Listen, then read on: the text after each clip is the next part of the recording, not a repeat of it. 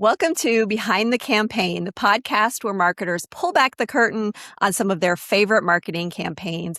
I am joined today by a good friend of mine and of the show, Amie Cangelosi. She is the marketing director of the Content Marketing Institute. Welcome, Amie. Thank you, Andi. I'm so excited to be here chatting with you today. This is a fun one because we are talking about one of our favorite events, Content Marketing World, which is coming up in a few months. And we want to get a little sneak peek behind the scenes of how everything works on your team. I know a lot of us in the content marketing space know so many of you so well. We're like a close-knit group and family almost, but we don't often get to see what happens behind the scenes. So I'm excited about this. So this year's event is a little bit of a change because you're kind of you're co-locating a couple of different events, right? You've got Content Marketing World and you're adding onto that TMRE, and then you've got Lions and Cannes involved in this as well. Tell us how this is all like working, all of this coming together. How did this all come to be? Yeah. We're so excited to have Content Marketing World alongside TMRE, the market research event, which is the leading conference for customer insights professionals. And we're also bringing in programming from Lions, like you said, the organizer of Cannes Lions.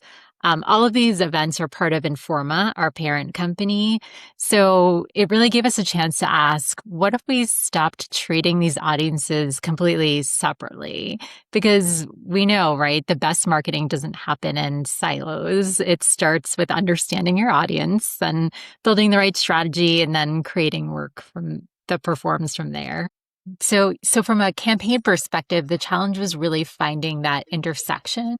We want to communicate that this is a much broader experience without making our longtime CM World attendees like you worry that the event they love is disappearing. So we've tried to be really intentional about preserving the CM World community and traditions, while also finding those moments we can bring everybody together.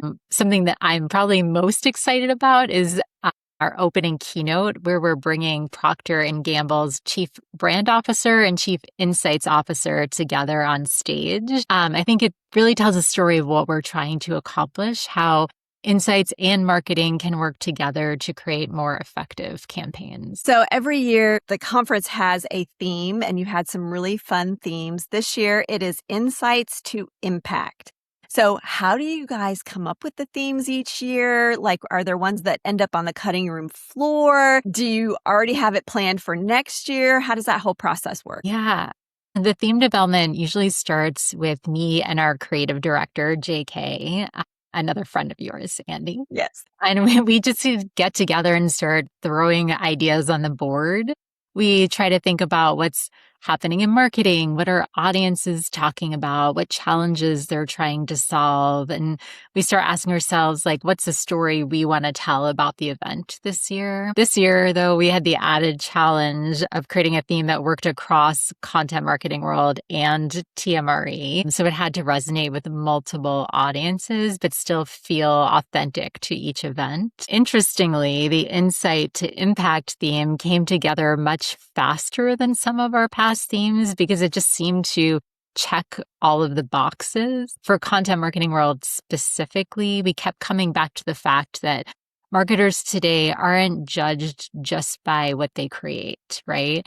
We are expected to show how our work contributes to business results, like the return on our content. So that impact piece is really important, I think, for the CM World audience. Were there any themes that you guys were maybe really excited about, but didn't end up coming to fruition that maybe you'll use in the future? That I can think of for this year. I will say in past years, we've gone through like many iterations, ideas back and forth. I can't recall any that we've left on the cutting room floor, but definitely or things where, we thought they were good ideas, then JK took them to creative. Maybe they didn't come together as well, so we had to go back to the drawing board. So it's definitely a process. Yeah. We talk about the CMI community, and obviously CM World is a big part of that. Love JK. He actually designed the cover of my book. Oh, that's right.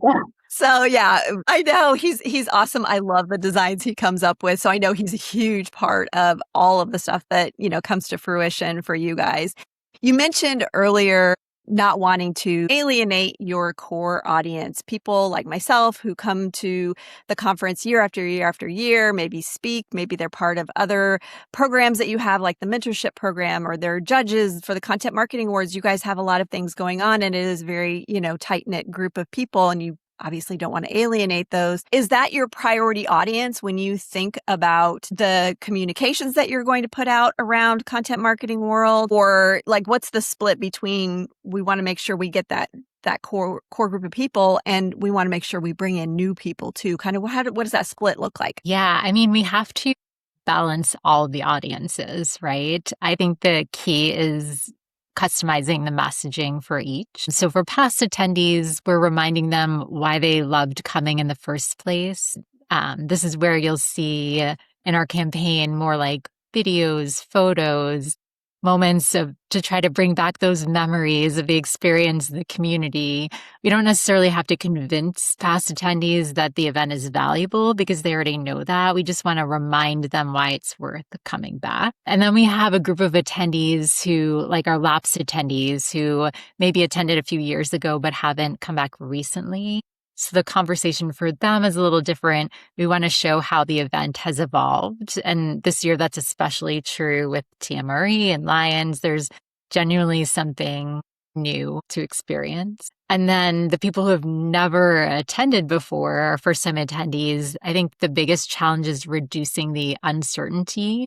They've never experienced CM World. So with our marketing campaign, the job is to really help them picture what it's like to attend. And that's one of the reasons we focus so much on content marketing. We really try to practice what we teach at CMI. And we publish speaker articles, we host live stream interviews, share session previews, just really create content that will give people a taste of the thought leadership they'll experience when they come to the event and sit in our sessions. Yeah, and that's obviously before the event. And I love that you guys do that and you interview a lot of your, attendees, both new attendees and longtime attendees, about what they're excited about and what they got out of the last year's event. But then at the start of the event, or actually before it starts, you do the panel for first-time attendees, which I love. I've been a panelist on that, where you ask questions of people who've been coming to the conference for a while, and anybody who's a first-timer, can come and ask questions and get an idea of what to expect. And I think that's great because I've been to a lot of conferences, and I don't know of any other one that does that kind of thing. And it really shows how much you care about the attendees and how much you care about them having a positive experience. And so I applaud you for doing that. How long have you been doing that? I know it's been at least a couple of years, 4 or 5 years maybe. Yeah. So I've been with CMI for 5 years, and I think we've done it almost every year. And truly, it is my favorite moment of the entire week, just getting to welcome all these new faces into our community and, kick off their experience and, have the panelists share their knowledge and their tips. It's really my favorite part of the week. Yeah, it's very fun. So you have a kind of small but mighty team there at CMI. Tell me, how do you all work together? Some of you are more forward facing as far as in front of the customer. Some of you are more behind the scenes. How does that all work? Who has responsibility for what? Yeah, our marketing team is probably smaller than most people would expect. There are about 5 of us supporting Content Marketing World, but also CMI's other programs like our Content Marketing Awards and our CMI University. But one of the advantages I think of a smaller team is that there really aren't any silos. Campaign planning starts months in advance, almost a year in advance, with marketing, programming, creative, sales, operations, all getting together and all being involved in the decisions because one area affects the next and the next. And I guess within our marketing team, everybody does have their own areas of ownership, like email, social media, partnerships, but we're also always collaborating. Because we're such a lean team, everybody's willing to jump in wherever we need. So somebody might be writing email copy one day, editing video the next, brainstorming ideas for social media, after that. But I think that's actually what makes our campaigns stronger because so many people on the team or everybody on the team really has a voice in helping to shape it. Going to that point, I am never afraid to email somebody at CMI if I don't know the right person to email, because I know you all will be like, I'm not the right person, but this person is. If I email Angelina and she's like, no, that's an Amie thing, or that's an Amanda thing, or that's a Kim Borden thing, or a Kim Doherty thing, it's like, you'll put me in the right place, because I sometimes, because you guys are all doing, kind of across the border work, even though you have your own areas of specialties, because you collaborate so much, you all kind of know what everybody else is doing. So that's really helpful to those of us who are in the community and, need to reach out to you guys. So speaking of community, it is a very large community, the CMI space. You've got your Slack group. You've got the kind of hashtag CM world across social media. You've got a newsletter. How does that owned community? We talk a lot about, like the peso model, what's owned, what's earned, all of that. How does that owned channel factor into your communications? Because it is very strong for you guys. And I think other companies can learn from that, how, a strong owned channel like that can be so beneficial to your efforts. Yeah. Our community has always been, I think, one of the things that makes Content Marketing World so special, because we want people to feel like they're joining something that exists year round, not just coming to a conference for 3 days. From a marketing perspective, what's interesting about the community is that it's not just an audience for our campaign. It actually helps shape the campaign and the agenda at the conference. These are the conversations that happen in Slack, the questions that people are asking, the challenges they're talking about, all of that gives us insight into what's top of mind for marketers. So we know like what we need to address in the conference agenda and the stories we need to tell in our marketing campaign. But then also, like you were saying, the community is really like one of our biggest marketing assets, I guess. When we ask people during the registration process how they heard about Content Marketing World, about 40% tell us that it was through a friend or a colleague. I think that's like a huge number. And it tells us that people aren't just attending. When they're part of the community, they become really like our advocates. So yeah, I mean, of course, we do invest in paid media and other channels, but there's just something I think really powerful when somebody says to you, you need to come with me to Content Marketing Worlds this year. When I try to explain content marketing to people who don't understand it, I use kind of this phrase. I say, you can sell to one person who will make a purchase. You can sell to someone and build an advocate, and they will tell other people who will make purchases. So It's like, do you want to sell to one person who may like your product and may buy from you? Or do you want to sell to somebody who's going to love your product or service and tell other people about it? So that building of advocates, I think, is such a strong and often underlooked part of content marketing. Yes, content marketing is about educating and, all of that. But building those advocates, to me, is kind of something I think is so powerful. Yeah, I agree. And as a testament to the power of this conference, you have some big keynotes every year. Gabrielle Union, Sophia Bush. We've had some in past years that have been, pretty big stars, but really, they kind of draw the attention and people like to go see them in person. But the core premise of Content Marketing World is about the education. It's about learning. It's about learning from other people. It's about learning from the sessions. So how do you balance that star power of your keynote speakers with telling people about all of the educational aspects that they're going to learn? How do you balance that in your marketing? Yeah, I mean, we love celebrity keynotes. They're awesome because they create so much excitement. They give people something to talk about. They generate buzz on social media. But you're right, like nobody walks into their manager's office and says, I need to go to Content Marketing World because Gabrielle Union is speaking, right? So we're never going to market celebrity keynotes in isolation. I think of them more as like an entry point to get somebody's attention. And then once we have the attention, we start spending more time talking about what they're actually going to learn in the educational program. That's where you'll see us in our campaign highlighting speakers like Procter & Gamble, Caterpillar, Marriott, Amazon, the big brands you'll learn from, and the experts that are covering topics like content strategy, brand like everything that's top of marketers' minds. So I guess I think of the celebrities and the educational content as serving like different purposes in the campaign. The celebrity announcements help us expand awareness, and then the educational programming kind of is what helps us move somebody down the funnel and convince them that that this is the event worth attending. Yeah. Content marketing world, one of the longest running events in this industry. So how do you keep it fresh? I know probably one of the things, you have switched locations after being in Cleveland for 10 years. We've now been in, I say we, like I'm part of the team. You are. We've been in Washington, D.C., San Diego, now Denver. And I believe this will be the first year in Denver. So I think you're doing 2 years, 2 years, 2 years. I don't think that's a secret. But how do you keep it fresh other than kind of changing the location? Yeah, I mean, it's something that we think about every single year because we have people that have attended for more than a decade, and we also need to make the event feel approachable for someone who's never been before. So we're always challenging ourselves to ask every year, what's new? We don't want to really like rely on our reputation alone.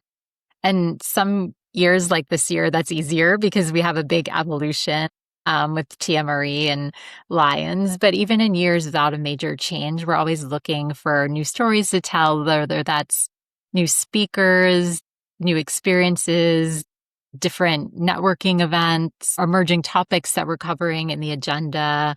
We always try to think about that in the planning and then make sure we're highlighting it in our marketing campaign. And I know we talked a little bit about this earlier, but for first-time attendees, our focus is helping them picture themselves at the event. That's where the content and, the thought leadership from our speakers becomes really important because that makes the experience feel tangible for them. And then for returning attendees, it's more about showing that the community they love is still there, but there's always something new to discover. And I think probably that's the balance for any long running brand, right? You have to respect what made people fall in love with you in the first place, but continue to evolve. Because if you only market to your loyal audience, you stop growing. But if you only chase new audiences, you risk losing what made the brand so special to begin with. And I will say you do a good job of listening to your audience, particularly, people who have been longtime attendees and making adjustments. Like a couple years ago, you introduced the industry tables at lunch. So if people were in specific industry, they could sit down at a table with their industry name on it and they could chat with other people in their industry. And then there were some other, kind of topical tables, I will say. And so that is, one thing that I think came out of the community saying, look, we want to be able to meet up with people who are in our space, right? That may be geographically spread out, or we may not know personally. We want to meet up with them personally and maybe not have to be so proactive in doing it through the app and finding people. We want to just have it occur naturally. And so things like that, I think you guys do such a great job of listening to your community. You do the kind of after event surveys. And as a longtime speaker, I will say, make sure you fill out your speaker surveys too, because you guys always make a donation to a charity based on the number of speaker surveys you get. So you're doing good and you're letting the speakers know how they're doing. And it provides feedback to Amie and her team about, what went well and what didn't go well, what topics landed and didn't, or what speakers landed and didn't. It's all about the data, people, right? We're marketers. Yeah. It gotta get that data. Kind of brings our conversation full circle, right? The insight to impact theme, the insight and that we're getting back from our customers, from our attendees. We take that very seriously, and it really helps shape new things that we introduce to the event and how we create and evolve the experience in the future. So. Are there any challenges in marketing an event of this size, or, any things that you're just like, oh, that's kind of just something you don't want to do every year, or something that is maybe not your favorite thing to do? We know you love your job and you love us.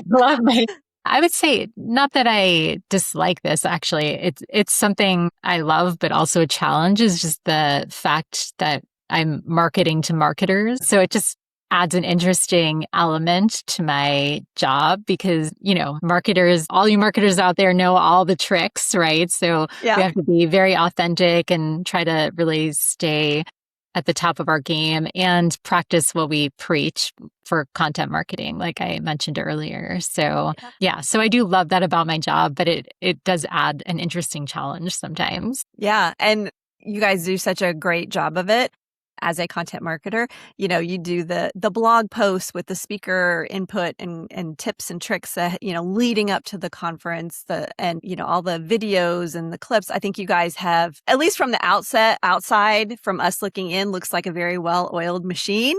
You probably don't think that all of the doesn't time. always feel that way in the background, but There's probably days where you're like, I don't know where my right hand is and my left hand.